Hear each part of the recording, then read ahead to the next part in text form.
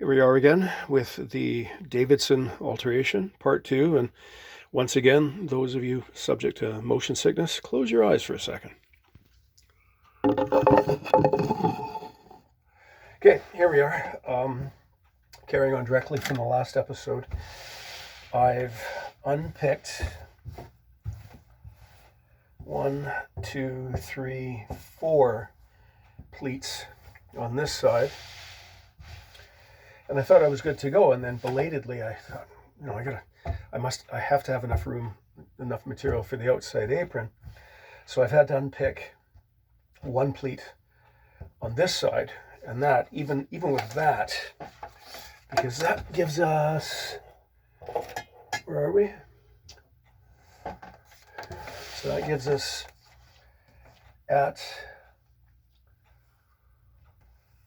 the place of the strap and buckle 21 inches, which means 23 inches on the apron, which is a nice division, particularly for the mature figure. The wider apron is always better.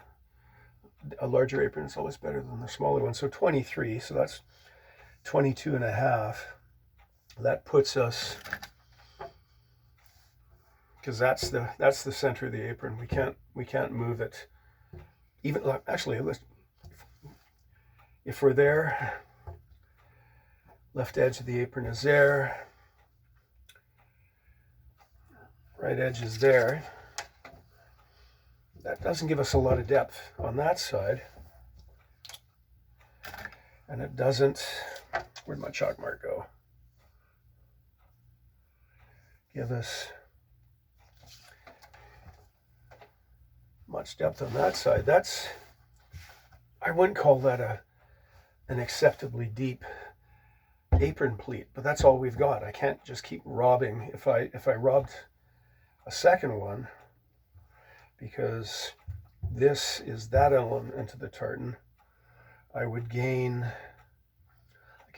either 4 inches or almost 10 inches, but that would put the front apron at a little over 24 inches, which is, he's going to have problems with his flexibility doing up his buckles unless he drags his kilt around to the center so that the buckle is centered. He buckles it and he drags it back again, and that's just an umbruggerance. So it's going to have to be that, which isn't, again, a tremendously deep. It's less than a quarter. It's about a fifth. But, that's what we're stuck with. It'll, on the other hand of the coin, the other side of the coin, the kilt's actually going to fit them. Right. So I can pick out, that was my center pleat. It isn't my center pleat anymore. I can just get rid of that. So, and this, I'm continuing to learn and be impressed by this kilt maker.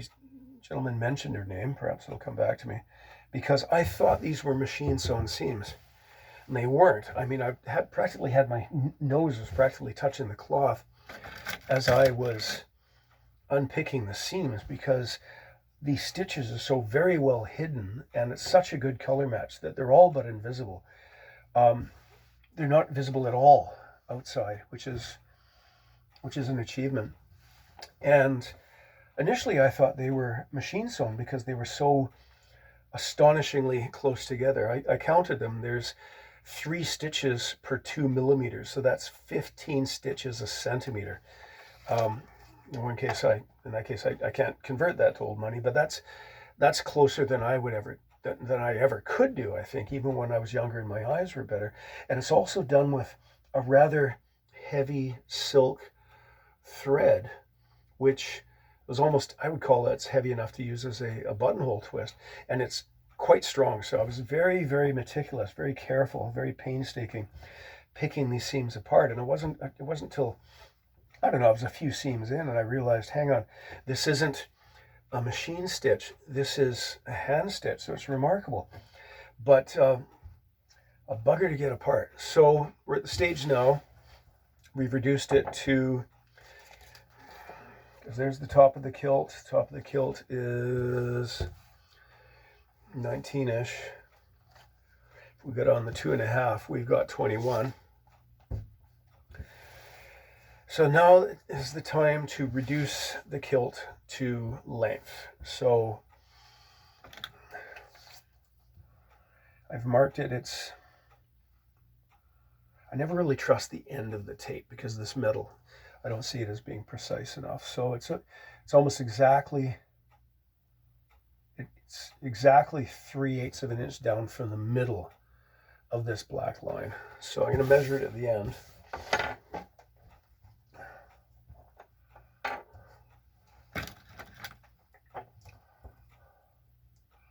One, two, three. There you are, right there.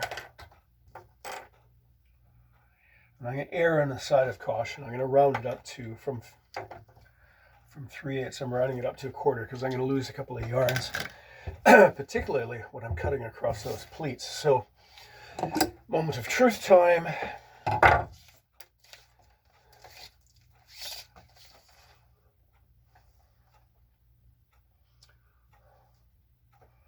Yeah, I'm gonna round it up 1/4.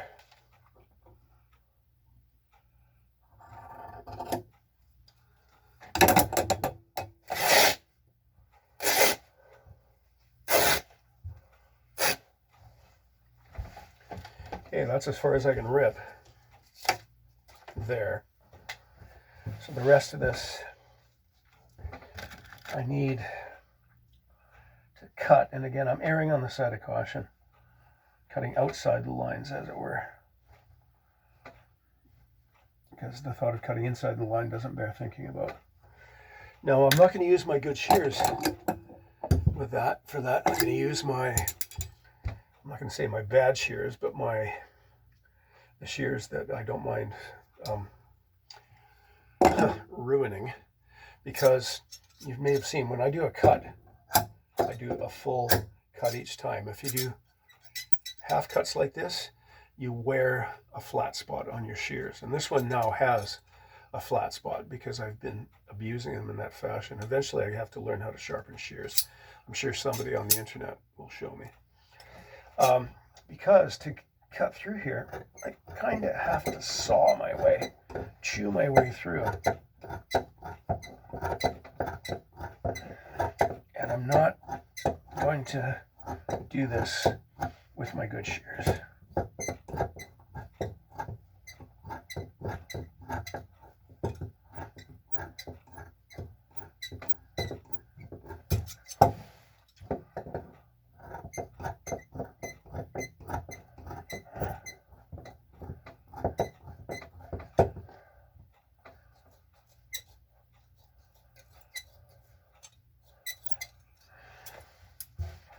Okay, that takes us to a single thickness again, and we tear the rest of the way. Now, there's our fringe. I'm going to keep this because that'll help. I can use this for the new top band. Okay.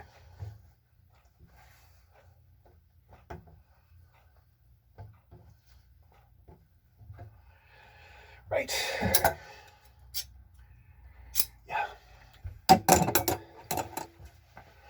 let's flip it over and see what we got. This is great because I've pretty much removed the fish that the original kilt maker had sewn in.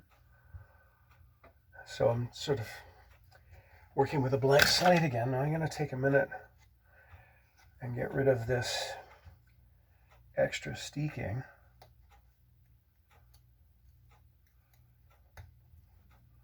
Which is really well sewn in place. As I said, yeah, they did, including the lining. They did where the lining was sewn in. They have done, in effect, 3 rows of steeking. I've never seen that before. I'm waiting to be seen if I'm going to be convinced by this kilt whether that's necessary or not. Now this, again, the thread, it's such a wonderful color match that I can't really, I'm not seeing, I can't see what I'm doing. I'm feeling and I'm listening, because as the point of the ripper passes over the thread, it feels different than when it's passing over a yarn, and it sounds different. It's a crisper sound, I guess. But yeah, you probably can't see that, but that's a phenomenal fell stitch that they've put in. Now there's some surplus threads in here, which I'm not gonna. Okay, now that's 1, 2, 3. Maybe that was the bottom of the lining right there.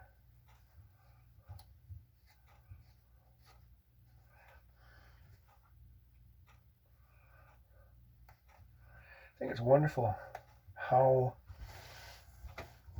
I guess, versatile a kilt is. I can't think of any other garment that has this capacity for alteration. And again, this doubled layered fell, the pleating is, I stand corrected. Okay, I'm not gonna, a little careful with these yarns. I'm gonna save a piece of this cloth, pardon me. Save a piece of this cloth, and I'm gonna color match these to my library of stock yarns that the mill kindly provided me, to see if this has in fact faded. Okay, good.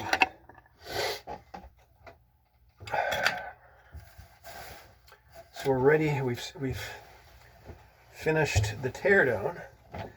Now it's time to build back up.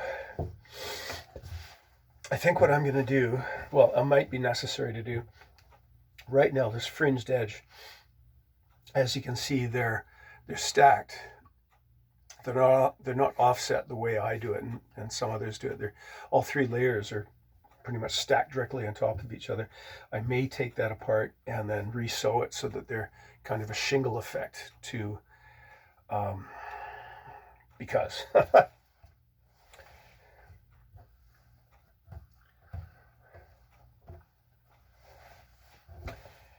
now, where's my tape? Here we are.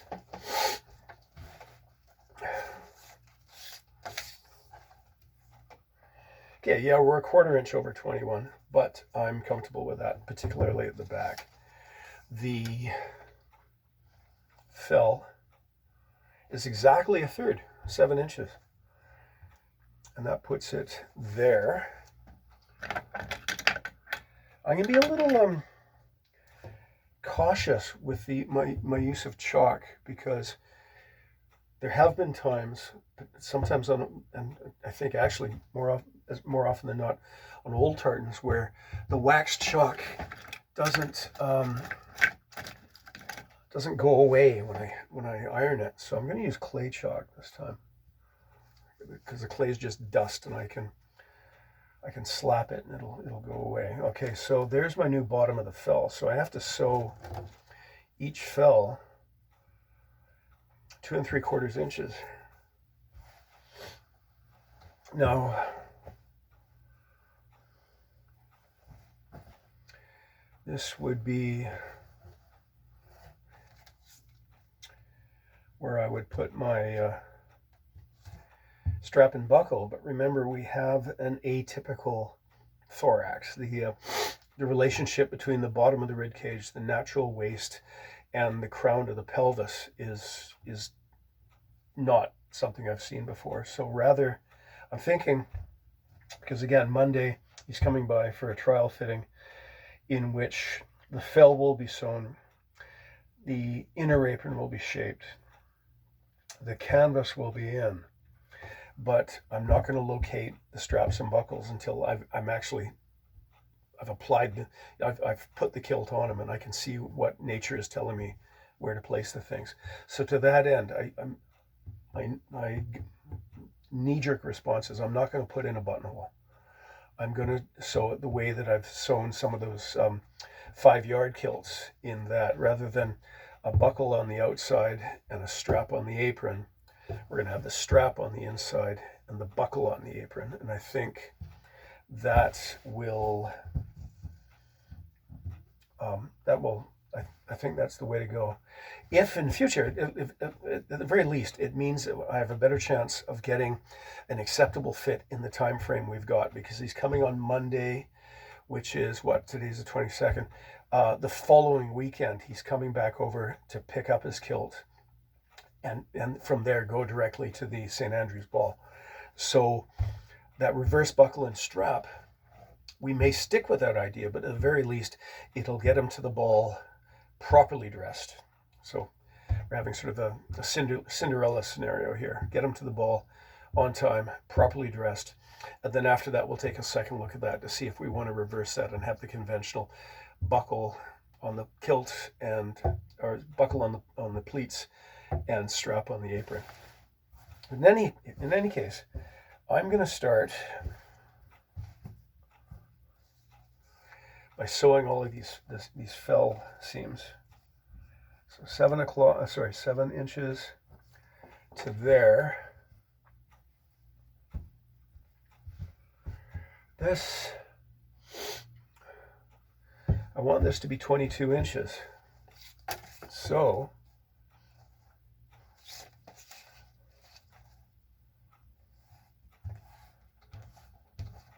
that's 21 on the nose.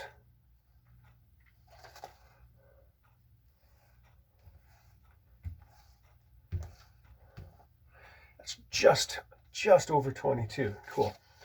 Because as I'm sewing this portion, remember the original kilt maker, who was a master at her craft, remember her taper started there, reducing to the top of the kilt. Now my taper's starting here, so I have to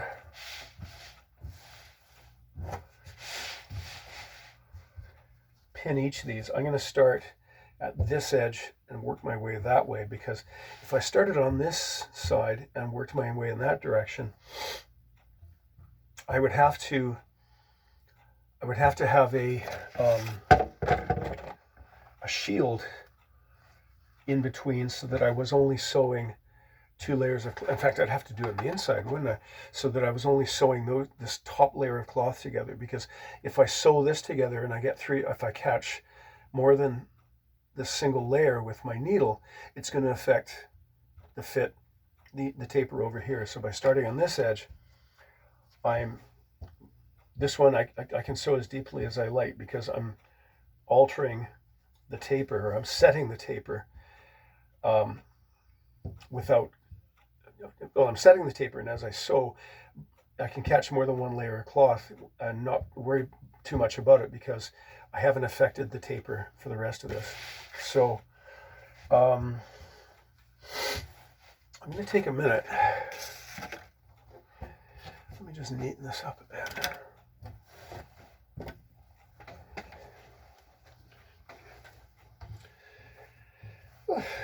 Good job that kilt making, the Venn diagram of kilt making and of my social life, is pretty much just a circle.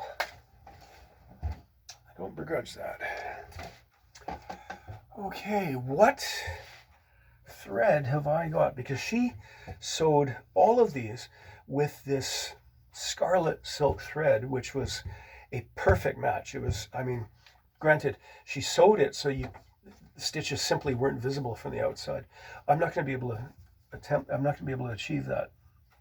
So I have to find a thread that will hide itself, a good contrast that'll hide itself. It won't be the same color as this. It'll be some third color. And again, my knowledge of color theory is empirical rather than otherwise. So I'm going to stop the camera now. I'm going to do a bit of fiddling around with the threads that I've got to see which will produce a seam that won't equal hers in quality, because that's insanely fine stitching, but that will be That will do the job, that it won't be visible in the completed seam. And I also have to overcast and over the top edge here because I've cut it. That seam is now, there's no knot there anymore, of course, right? There's just the tail end of the thread. In fact, I can almost pull that seam apart, and it would come apart pretty quickly.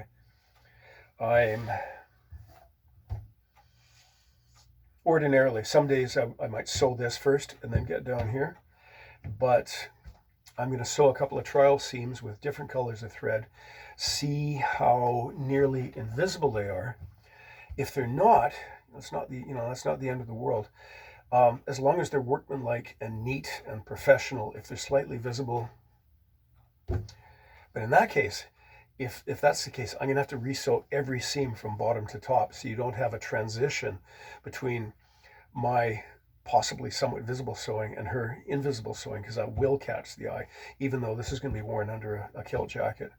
So yeah, I'm going to shut off now and spend some time. Worst case scenario, I'll have to take a piece of this cloth over to the thread store, which opens in 10 minutes, and see what